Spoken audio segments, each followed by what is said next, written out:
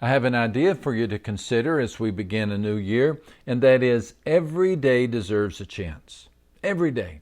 Every day deserves a chance to at least be a decent day, even perhaps a great day. So how can we make the most of each day? If that doesn't interest you, well, post your prayer needs, please, on the prayer page before you slip out. However, if you can stay around for, I'm guessing, 8 minutes, I'm going to do my best to put those 8 minutes to good use. Let's make a list, shall we? Let's make a list of the advantages of anxiety. I mean, we have so many opportunities to put anxiety to use. Just look at the front page of any newspaper. I did. Just for the fun of it, I made a list of ulcer makers, headlines that cause us anxiety. There was an article that described a war on the other side of the world. There was another article in which critics were criticizing the presidential strategy and decisions. There were politicians demanding the resignation of a military leader. There was an Asian military base that was attacked. And if global conflicts aren't enough for you, how about some articles on personal tragedy? On that same front page, a 40-year-old lieutenant colonel died of a heart attack, the story said, a week after buying his retirement farm. There was a salesman who slid off the road in his car, leaving him severely wounded. There was a story about a rural pasture that was sacrificed on the altar of progress as the city issued this permit to a developer. All of these were foreboding headlines. No good news anywhere. War, a bombed base, heart attacks, car wrecks, urban sprawl. Boy, you can wring your hands. You can swallow your antacid. Fret is the appropriate and logical response to such chaos. So, again, that list. Advantages of anxiety. Number one, worry helps our health. Lose sleep and live longer, right? A nervous stomach is a happy stomach, isn't it? Well, actually not. Worry has been cited for a swarm of sicknesses: heart trouble, high blood pressure, rheumatism, ulcers, thyroid malfunction, arthritis, migraine headaches, blindness, and a host of stomach disorders. Worry, it seems, hurts our health. Check that one off. But at least worry makes us feel better, right? Worry brings joy. Worry puts the blue in the sky, the spring in the step, and gives song to the bird. A dose of fret spices up the day, doesn't it?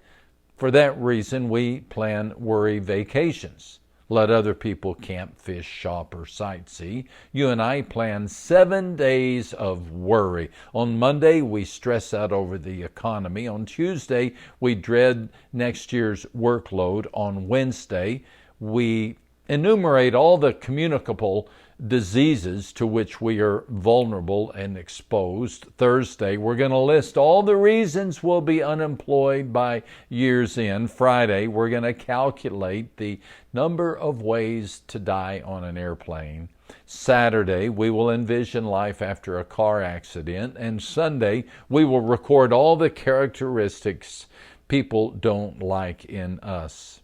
At the top, worry wart. Wait, you don't do this? You don't sunbathe on the shores of dread? Oops, I think I've confused the terms. We prefer worry-free, not worry-full vacations. Worry is to joy what a Hoover vacuum cleaner is to dirt. Might as well attach your heart to a happiness sucker and flip the switch. So let's keep thinking. Surely anxiety has some value. Even if it takes our health, even if it steals our joy, don't worry.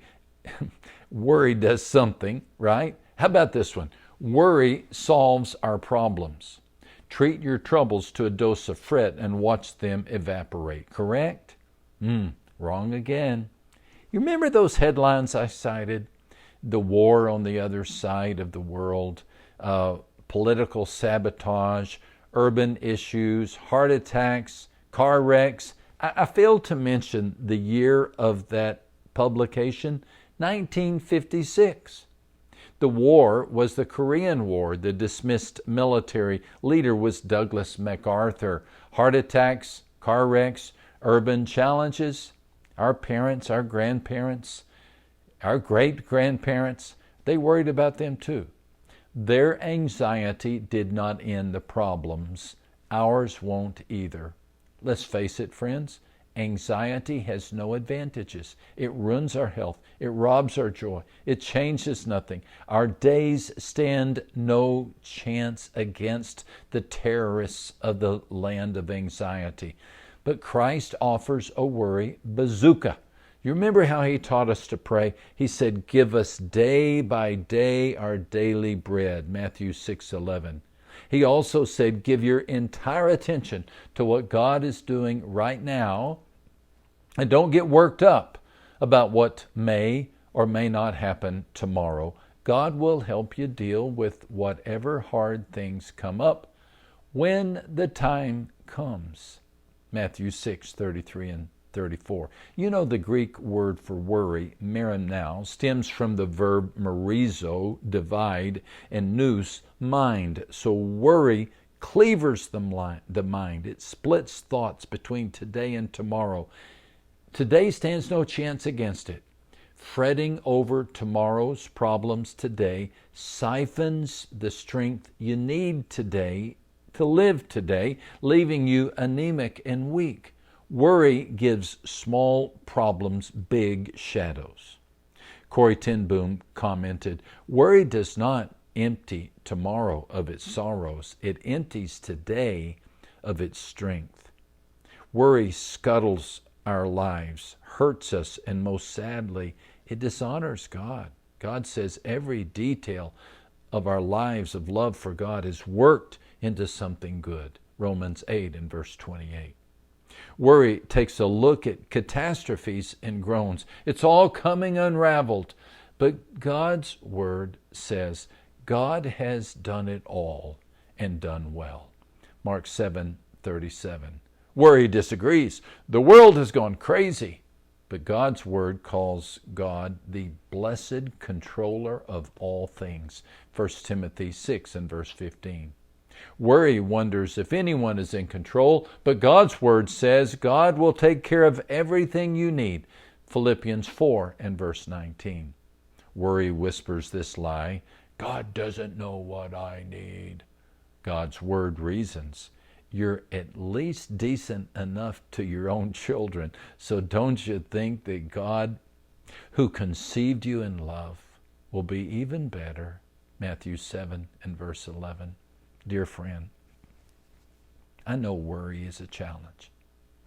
And I'm not mocking, I'm not downplaying the challenge that this world brings us. But I am suggesting, better stated, God is teaching us that worry doesn't solve problems, and it only makes the situation worse. This time, this day, let your day be framed in faith. And the minute you find yourself giving in to the quicksand of worry, do this. Turn your heart toward God and say, God, I'm giving this one to you. And see what happens. Besides, every day deserves a chance to be a worry-free day. It might as well be today, right? I hope so. All the best.